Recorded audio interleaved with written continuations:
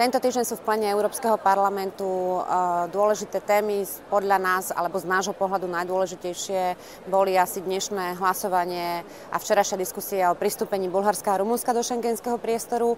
Pre nás na Slovensku to možno bolo zaujímavejšie aj preto, že len pred niekoľkými rokmi aj Slovensko bolo vystavené podobnej kritike ako práve Bulharsko a Rumunsko. A práve preto som aj vo včerajšom vystúpení veľmi jednoznačne deklarovala, že podporujem vstup Rumunska a Bulharska do šengenského priestoru. Dnešné hlasovanie bolo úspešné a tak gratulujeme kolegom z Rumunska a Bulharska, že ich krajiny sa stanú súčasťou šengenského priestoru. Trochu ma mrzelo, že niektorí kolegovia túto diskusiu zneužili na akúsi všeobecnú diskusiu o podmienkach a pravidlách na vstup krajiny do šengenského priestoru, ale Rumunsko a Bulharsko z pohľadu monitorovacej a kontrolnej komisie, ako aj z pohľadu spravodajcu, splnilo všetky kritériá, všetky šengenské acquis na to, aby sa súčasťou Schengenu mohli stať. Druhou témou, ktorá nás čaká dnes popoludní, je stanovisko komisie k maďarskej ústave.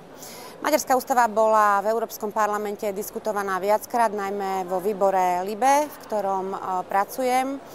Tu sme mali aj vypočutie tajomníka Benátskej komisie, ktorý nás informoval o takých čiastočných záveroch Benátskej komisie a povedal nám, že celková správa Benátskej komisie, ktorá je vlastne poradným orgánom, je pripravená na 17. a 18.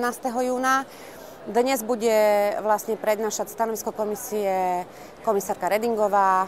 My k tomu budeme mať vystúpenia v rámci jednotlivých politických frakcií. Za našu frakciu budem ako viceprezidentka vystupovať ja a potom vystúpia aj ďalší kolegovia. Chcela by som v svojom vystúpení zdôrazniť najmä to, že Európska únia ako unikátny projekt spolupráce a spolunažívania národov Európy je determinovaná takými názormi, ako sú prezentované práve v kritizovanej maďarskej ústave, ale budem hovoriť aj o celkovom procese prijímania a samozrejme, že chcem spomenúť aj dva dôležité body, ktoré sú dôležité nielen pre Slovensko, ale aj pre Rumunsko, pre Srbsko a ostatné krajiny a tie sa týkajú najmä uznávania kolektívnych práv, ktoré vylučujú viaceré medzinárodné dokumenty a takisto extrateritoriálneho presahu maďarskej ústavy.